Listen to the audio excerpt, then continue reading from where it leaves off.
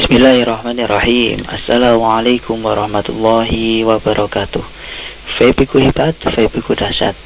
Alhamdulillah teman-teman, pada kesempatan hari ini kita bisa bertemu kembali belajar bersama dalam mata kuliah Praktek Mikro Bank Syariah 2. Sebelum kita mulai pertemuan kita yang kedua ini, marilah kita awali pertemuan pada hari ini dengan membaca Ummul Kitab Al-Fatihah. Amin ya Rabbal Alamin. Teman-teman yang saya banggakan, kemarin kita telah belajar bersama tentang konsep dasar sedikit ya. Kemarin disinggung tentang konsep dasar, yang sebelumnya kita telah membahas tentang jadwal kita dalam satu semester ke depan, dan juga bagaimana kontrak belajar kita selama satu semester.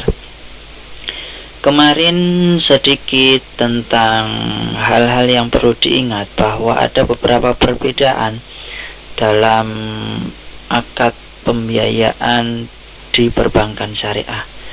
Ada akad murabahah, ada akad mudharabah, musyarakah, dan kawan-kawannya. Masih ingat ya kira-kira apa saja perbedaan yang kemarin? Paling tidak adalah dari hasil keuntungan, istilah yang digunakan itu berbeda-beda. Kalau murabahah kemarin namanya murabahah itu dalam jual beli, maka keuntungannya disebut margin. Kalau mudharabah karena bagi hasil, maka disebut juga bagi hasil. Kemudian musyarakah karena dalam sebuah usaha keuntungannya disebut dengan bagi hasil juga. Kemudian ijarah, karena ijarah di bidang sewa, maka keuntungannya disebut dengan ujroh. Begitu juga dengan ijarah akad muzaroah, karena akad muzaroah itu sama dengan mudharabah. Cuman bedanya, kalau muzaroah itu kan condong di dalam dunia pertanian, kalau mudharabah itu masih secara umum.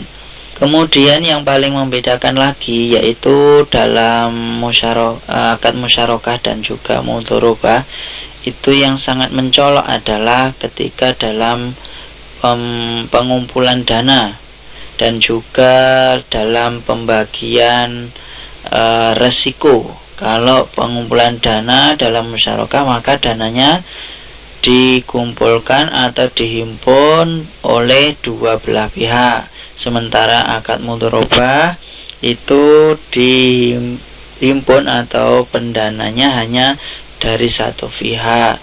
Sedangkan keuntungan atau kerugiannya, kalau kerugian dalam mudharabah itu ditanggung oleh pemodal, sepenuhnya ditanggung oleh pemodal. Kalau musyarakah ini ditanggung dari kedua belah pihak. Teman-teman yang saya banggakan, sesuai dengan agenda kita, sesuai dengan schedule pembelajaran kita, pembahasan pada hari ini kita akan mencoba mendalami sedikit tentang konsep-konsep yang ada di dalam akad musyarakah. Namun sebelum kita masuk kepada akad musyarakah secara mendalam, maka coba kita review kembali pengertian-pengertian dan juga konsep tentang perbankan syariah. Karena bank syariah itu merupakan suatu jasa ya, yang suatu usaha dalam bidang jasa, maka dalam perbankan setidaknya ada 3 komponen, 3 produk dalam perbankan syariah. Yang pertama, dalam perbankan syariah itu produknya yaitu sebagai wadah untuk menyimpan uang tentunya bagi masyarakat. Kemudian sebagai tempat pembiayaan, bank memfasilitasi atau mempunyai sebuah produk sebagai pembiaya atau melakukan pembiayaan. Dan yang terakhir, yang ketiga, yaitu bank sebagai punya produk dalam bidang jasa. Produk-produk perbankan syariah dalam hal penyimpanan itu kira-kira apa? Ya, seperti di dalam slide itu, seperti ada giro, kemudian ada tabungan. Lah ini misalnya di lab ya, teman-teman menyimpan uangnya atau menabung di lab, maka sama, tiga hal ini juga ada. Ya, kembali kepada simpanan, bahwa salah satu salah dua dari beberapa produk perbankan syariah dalam simpanan itu ada giro, ada tabungan, baik itu tabungan haji, tabungan pendidikan, tabungan emas, dan lain sebagainya. Atau bahkan yang sering digunakan oleh orang-orang yang itu mempunyai modal yang cukup, mempunyai uang yang cukup banyak, maka dalam simpanan ini seseorang sering menggunakan produknya, yaitu deposito. Kemudian produk perbankan syariah dalam hal pembiayaan itu kira-kira apa saja? Seperti misalnya adalah pembiayaan konsumen, itu untuk rumah, KPR, kemudian kendaraan, komputer, HP misalnya. Kemudian ada juga pembiayaan modal. Nah, ini nanti kita dalam hal pembiayaan ini praktek kita ya. Pembiayaan modal, modal apa? Misalnya seperti pertanian, kemudian perkebunan, kemudian konstruksi, manufaktur, perdagangan, dan usaha-usaha yang lainnya, seperti yang akan kita praktekkan di semester ini. Kemudian yang ketiga, produk bank syariah itu dalam bidang jasa. Kira-kira apa saja? Misalnya yaitu tentang transfer, kirim uang, dan lain sebagainya. Kemudian ada inkaso, kemudian ada internet banking. Nah, ini ada beberapa produk-produk ini nanti biasanya akan diperdalam di mata kuliah teknologi keuangan syariah, kalau tidak salah di semester 3. Kebetulan kemarin saya juga kebagian pada mata kuliah ini, teknologi keuangan syariah ya. Nanti akan dibahas tentang phone banking, internet banking, inkaso, transfer, dan kawan-kawannya. Nah, ini tadi beberapa produk yang ada di dalam bank syariah. Ini adalah prinsip yang digunakan dalam produk perbankan syariah ya. Tadi produknya ada minimal 3 ya, yang di atas tadi. Kemudian ini adalah prinsip-prinsip yang digunakan dalam produk perbankan syariah ya. Kalau prinsipnya titipan, maka akadnya menggunakan wadiah. Kemudian yang kedua yaitu prinsip bagi hasil, maka yang digunakan akadnya apa? Mudharabah, musyarakah, muzaroah, musakot, dan kawan-kawannya ya, yang cenderung pada usaha. Kemudian prinsip jual beli, maka akadnya memakai murabahah, salam, istinah, dan kawan-kawannya itu. Begitu juga ketika memakai prinsip sewa, maka yang digunakan adalah ijaroh, MPT, dan kawan-kawan, MBH, dan itu ya. Kemudian ada prinsipnya pinjaman, penjamin ya. Prinsipnya pinjaman atau dalam penjamin atau akadnya yang digunakan apa? Jaminan. Kalau jaminan, menjaminkan, itu maka menggunakan akad kafalah atau rohen ya, gede itu kafalah, penjamin.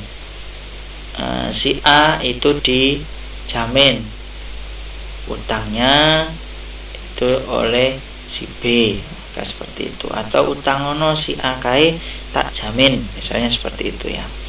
Kemudian dengan prinsip perwakilan, kalau wakil maka memakai akad wakalah, ya, pakai di dalam clearing dan kawan-kawannya itu.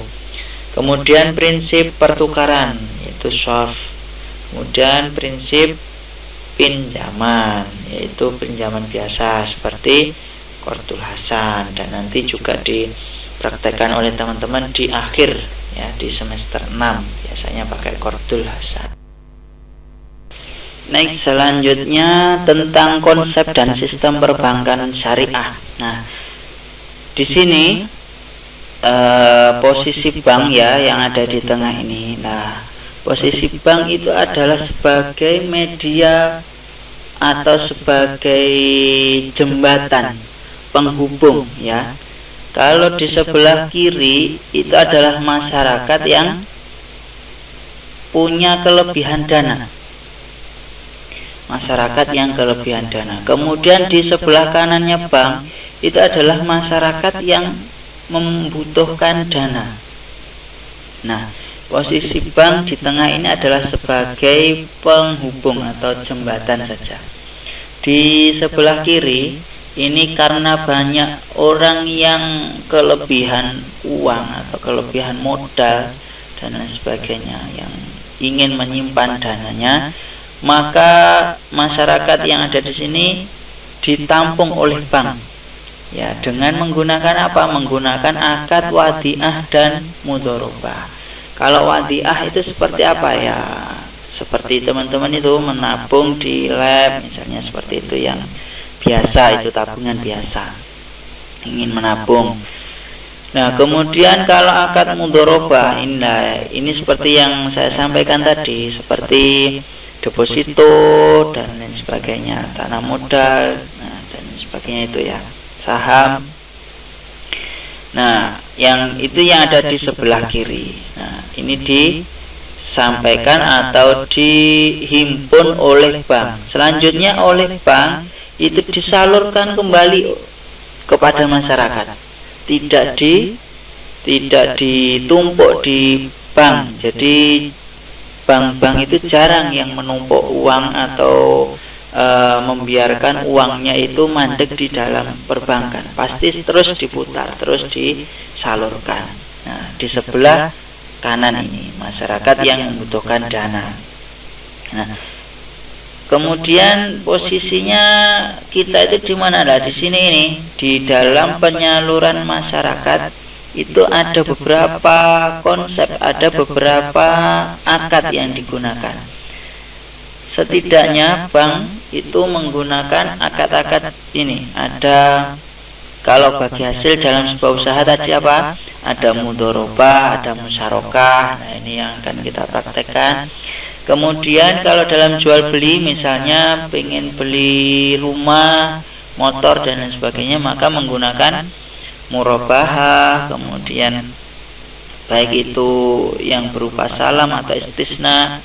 Kemudian jika seseorang itu ingin menyewa yang biasanya IMBT yang banyak dan nanti bisa akan dipraktekkan oleh teman-teman juga, yang ijarah mumtayyab tamlik, kalau singkatnya ada yang ijarah diakhiri dengan kepemilikan, tetapi ada juga nanti yang ijarah diakhiri dengan dihibahkan atau diberikan. Nah, ini posisinya di sini, sehingga bank itu akan mendapatkan keuntungan ketika uang yang dihimpun oleh masyarakat dari sebelah kiri ini disalurkan kepada yang posisinya masyarakat di sebelah kanan, sehingga bank mendapatkan keuntungan, dan keuntungan itu dibagikan juga kepada masyarakat yang ada di sebelah kiri ini. Jika masyarakat itu menabung biasa dengan wadiah, maka bank akan memberikan bonus. Nah, seperti teman-teman yang menabung di lab itu bisa dicek, itu pasti ada bonusnya, bonus dari tabungannya. Tetapi kalau tabungannya di bawah 100.000, dipastikan tidak ada bagi hasilnya. Bagi hasilnya sejumlah berapa? Apakah bisa ditetapkan setiap bulan itu 10.000 misalnya. Kalau tabungan 100.000 mendapatkan 10.000 terus tiap bulan, atau berapa persen seperti bunga. Bonus yang diberikan bank kepada nasabah atas dana yang dititipkan kepada bank itu sebiasanya, dan ini prakteknya, itu memang sebesar bank itu mendapatkan keuntungan tiap bulan. Jadi bonus yang diberikan kepada nasabah itu sebesar keuntungan yang didapatkan, yang diperoleh bank setiap bulannya, sehingga dalam perbankan syariah itu bonus yang diberikan itu fluktuatif, tergantung bank itu mendapatkan keuntungan apakah banyak atau sedikit. Ketika bank itu meningkat, maka bonus yang diberikan kepada nasabah itu juga tinggi. Begitu juga ketika keuntungan dari bank itu sedikit atau bahkan rugi, maka nasabah itu bisa jadi tidak mendapatkan bonus. Jadi ketika di lab misalnya yang digunakan praktek teman-teman semuanya, itu terkadang loh kok bulan ini tidak ada bonusnya ya, padahal bulan sebelumnya itu sangat tinggi. Nah, ini terkadang di lab itu juga banyak pengeluaran, sehingga itu untuk mendapatkan keuntungan itu bisa minus ya, karena harus membeli buku tabungan dan lain sebagainya. Begitu juga di perbankan syariah yang ada di tempat-tempat yang lain, BRIS, di BSF. Di sana banyak karyawan yang itu juga wajib untuk diberikan gaji, kemudian ada beban-beban yang lainnya, bahkan mungkin ada minus dari pembiayaan, kemudian membutuhkan untuk membeli gedung, untuk membeli peralatan dan lain sebagainya. Itu tadi adalah konsep dan sistem perbankan syariah secara umum dan juga posisi bank secara umum. Maka setelah teman-teman semua tahu posisi bank dan juga tadi ada beberapa produk di dalam perbankan syariah, maka kita akan mencoba mengerucutkan pada satu produk akad dari bank syariah ya. Kalau tadi kan di posisi kiri itu penghimpunan, itu yang sering digunakan akadnya tadi apa? Wadiah dan mudharabah. Nah, di sebelah kanan tadi dalam penyaluran itu salah satunya adalah akad musyarakah yang akan kita praktekkan di semester ini. Maka pada hari ini kita coba masuk ke konsep akad musyarakah. Oke, masih ingat tadi tentang apa definisi dari musyarakah itu? Kita ulang-ulang biar tidak jumbo ya antara musyarakah dan mudharabah, karena di dalam akad mudharabah itu ada akad mudharabah mustarakah ya. Nah, ini ada definisi dari akad musyarakah, yaitu pembiayaan yang kedua belah pihak itu siapa? Yaitu antara bank dan juga nasabah itu memberikan kontribusi modal, dan tentang kerugian itu jika ada kerugian maka juga dibagi dua atau ditanggung oleh kedua belah pihak. Nah, karena secara definisi adalah dari perserikatan kedua belah pihak, maka dalam sebuah usaha itu bank juga mempunyai hak untuk mengatur atau menyepakati usaha-usaha yang dilakukan. Nah, ini terkait juga yang pertemuan kemarin ditanyakan oleh teman-teman semua.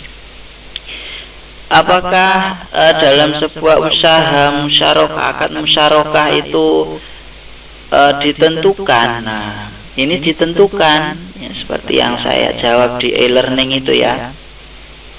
maksudnya ditentukan adalah ada batasan-batasan tertentu, dan ini nanti kita bahas lebih mendalam sebenarnya di pertemuan yang akan datang. Ada batasan-batasan tertentu yang akad musyarakah itu tidak bisa diterapkan atau tidak boleh dilakukan. Contohnya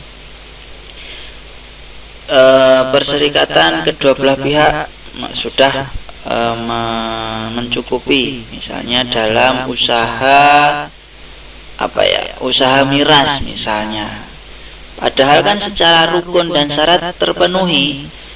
Misalnya dua belah pihak ini mau berserikat tentang modal, kemudian usahanya sudah ada jelas. Nah, tetapi ini menurut syariat tidak boleh, maka dalam hal ini akad musyarakah tidak bisa diterapkan atau tidak boleh dilakukan, karena miras itu dilarang oleh syariat.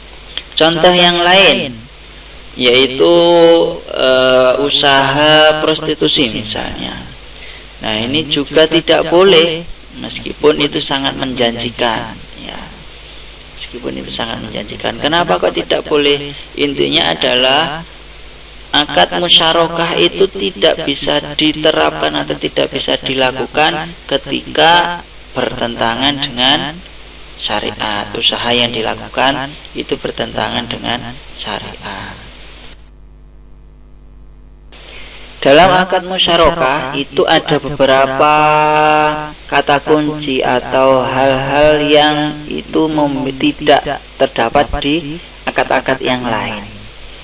Yang pertama yaitu dalam akad musyarakah, bank dan nasabah bertindak selaku syarik atau partner yang masing-masing memberikan dana untuk usaha. Nah, ini tadi ya, pokoknya kita sering ulang-ulang. Nanti pasti ada pertanyaan, apa akad musyarakah? Maka bisa menjelaskan, oh akad musyarakah itu ini loh. Nah, ini salah satunya ya, yang membedakan atau menjadi ciri khas dari akad musyarakah itu. Yang pertama yaitu masing-masing memberikan dana untuk sebuah usaha. Berarti tidak salah satu atau salah duanya tidak ada yang memberikan modal, misalnya gitu, tidak bisa ya. Kemudian yang kedua, ketentuan pembagian keuntungan atau hasilnya atau kerugiannya sesuai dengan kaidah usul fikih. Tentang apa? Yaitu keuntungan dibagi menurut kesepakatan, sedangkan apabila terjadi kerugian dibagi menurut porsi modal masing-masing. Nah, jadi begini, ketika modal dari bank itu 60.000 misalnya, kemudian dari nasabah 40.000, berarti total 100.000 ya. Ketika terjadi sebuah kerugian, maka ini dibagi sesuai dengan porsinya modalnya masing-masing.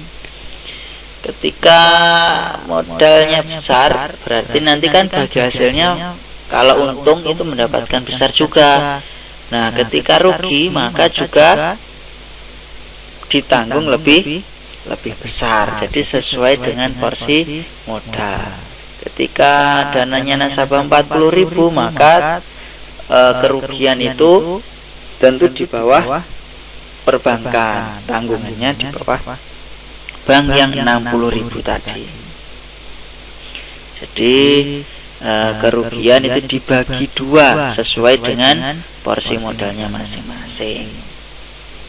Kemudian yang ketiga yaitu selaku syarik, bank ini berhak ikut serta dalam pengaturan manajemen sesuai dengan kaidah musyarakah seperti yang saya sampaikan tadi ya. Jadi bank itu berhak, mempunyai hak untuk mengatur dan juga memanage dan juga mengelola bagaimana usaha yang dilakukan oleh nasabah itu bisa berjalan. Ya, tidak hanya nasabah saja. Berbeda dengan akad mudharabah. Kalau akad mudharabah kan satunya keahlian, satunya modal, maka pengelolaannya ini diserahkan oleh kepada nasabah. Atau muzaraah misalnya, satunya pemilik lahan, satunya pemodal, satunya keahlian untuk mengelola. Nah, ini hanya salah satu yang mengelola karena salah satunya itu adalah ahli. Nah, kalau di dalam musyarakah tidak seperti itu ya. Di dalam musyarakah ini kedua belah pihak mempunyai hak dalam manajemen usaha itu. Ciri khas yang keempat yaitu seperti dalam mudharabah, modal musyarakah akan dikembalikan setelah jangka waktu usaha berakhir. Lah, ini nanti prakteknya teman-teman biasanya banyak yang bertanya juga ini, Pak, bagaimana sistem angsurannya dalam perbankan? Maka modal musyarakah ini akan dikembalikan setelah jangka waktu usaha berakhir. Maksudnya begini, terkadang yang lebih mudah itu saya arahkan begini. Modal itu bisa dikembalikan terlebih dahulu. Maksudnya bagaimana? Keuntungan itu apakah diikutkan di masing-masing angsuran? Nah, ini sebenarnya boleh. Tetapi ketika modal itu belum kembali 100%, ya namanya usaha patungan. Ketika usahanya itu modalnya itu belum kembali 100%, ketika prakteknya teman-teman misalnya 2 bulan itu 4 kali angsuran misalnya, angsuran 1-2 itu terus labanya sangat tinggi. Nah, pengennya dibagi langsung keuntungannya. Ya, enggak apa-apa misalnya ya, ini misalnya. Ternyata di angsuran yang keempat atau yang terakhir itu terjadi sebuah kerugian yang luar biasa. Bahkan ketika angsuran 1, 2, 3 itu di total itu belum kembali modal. Sedangkan di angsuran yang terakhir itu terjadi kerugian. Lah, ini bagaimana? Lah, maka dari itu angsuran itu dikembalikan modalnya terlebih dahulu. Dikembalikan sampai dengan selesai. Misalnya angsuran ke-1 sampai dengan ke-3 itu pengembalian modal diselesaikan. Nah, di angsuran yang terakhir itu berapa keuntungannya dari total keseluruhan dari angsuran 1, 2, 3 itu misalnya ada kelebihan. Angsuran yang keempat ini penghitungan hasilnya berapa. Nah, kemudian dibagi sesuai dengan porsi modalnya. Itu praktek kita. Tetapi ada juga yang di dalam perbankan ya, di dalam perbankan syariah, akad musyarakah itu kebanyakan diangsur di akhir. Maksudnya bagaimana? Jadi katakanlah usahanya itu 2 bulan, ya misalnya 2 bulan. Ketika 2 bulan ini belum selesai, maka juga belum dikembalikan, dalam arti belum dilunasi, dibayarkan. Jadi pembayarannya kepada bank itu 1 kali. Ketika perjanjiannya itu sudah selesai, dalam waktu 2 bulan itu sudah selesai, kemudian dihitung semuanya, modalnya berapa, keuntungannya berapa, ditotal sekalian, kemudian modal dikembalikan. Nah, kemudian kalau untungnya berapa, maka diangsurkan atau dibayarkan ke pihak bank. Ini juga ada. Dan ini nanti juga dipraktekkan oleh teman-teman juga ya. Karena kalau di pandemi ini pembayarannya tidak bisa ke lab langsung, maka nanti pembayarannya itu dilakukan ke lab itu hanya 1 kali. Maksudnya bagaimana? Ketika nasabah dari teman-teman semua ini nanti sudah membayarkan, sudah selesai, maka dilakukan pelunasan 1 kali ke labnya. Kalau dengan nasabahnya sesuai dengan akad perjanjiannya nanti, apakah dibayar 4 kali angsuran atau 3 kali angsuran, ini silakan, boleh sesuai dengan kemampuan nasabahnya. Nah, tetapi dari mahasiswa atau dari teman-teman ke lab ini nanti dilakukan secara global atau secara utuh, langsung dibayarkan biar tidak terlalu ribet ya.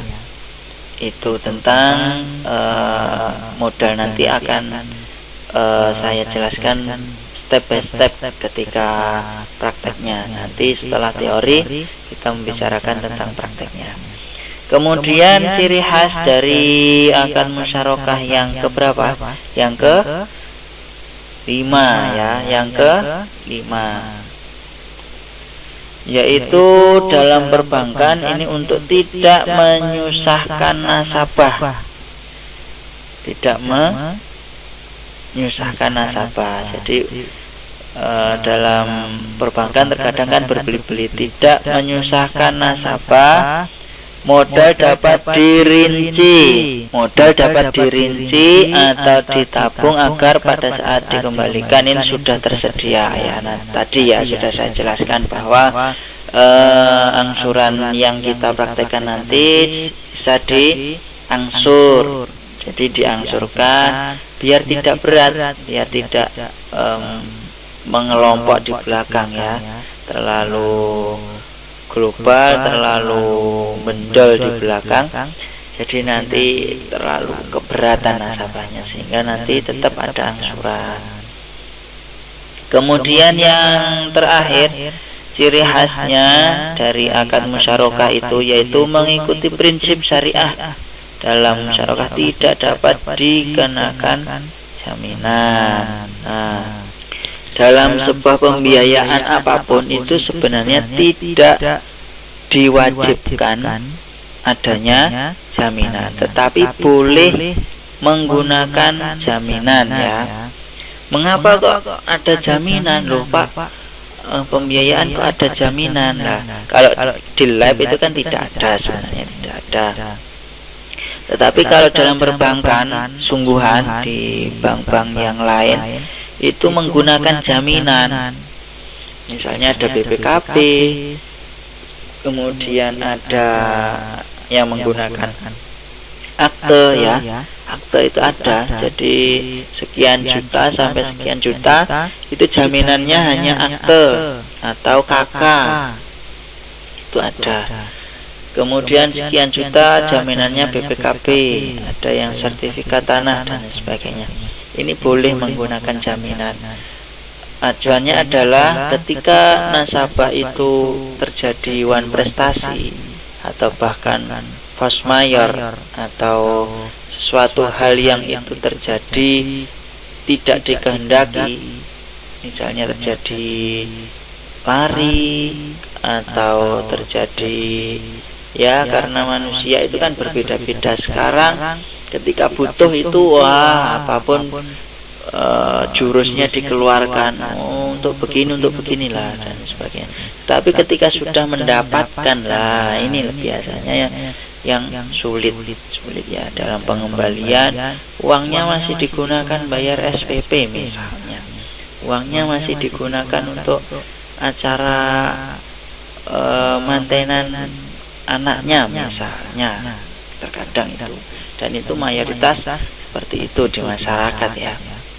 Maka ini dalam hal jaminan itu diperbolehkan, tetapi pada prinsipnya dalam akad musyarakah itu tidak diwajibkan ya.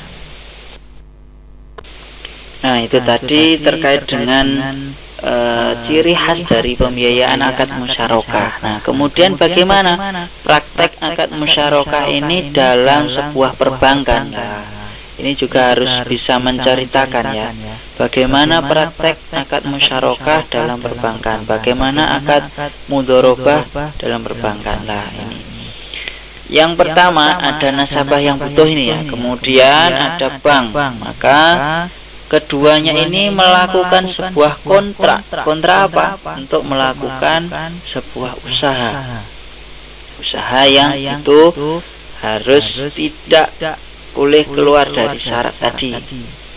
Nah, kemudian ketika sudah melakukan sebuah kontrak, baik itu modalnya berapa, jumlahnya modalnya jumlah modalnya berapa, usaha yang dilakukan apa, kemudian bagaimana jangka waktunya.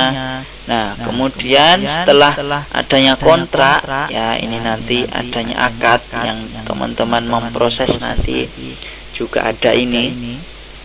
Kemudian menyepakati atau saling memberikan modal untuk melakukan sebuah usaha. Nah, untuk melakukan sebuah usaha nomor 2, nasabah melakukan punya hak otoritas dalam sebuah usaha, kemudian bank juga mempunyai hak dalam memanajemen usahanya. Nah, kemudian di 3A ini, kemudian ketika laba bagaimana? Ketika laba ada untung maka dibagi 2, warna hijau ini ya, dibagi 2 oleh nasabah dan juga kepada bank sesuai dengan perjanjian dan juga sesuai dengan modalnya.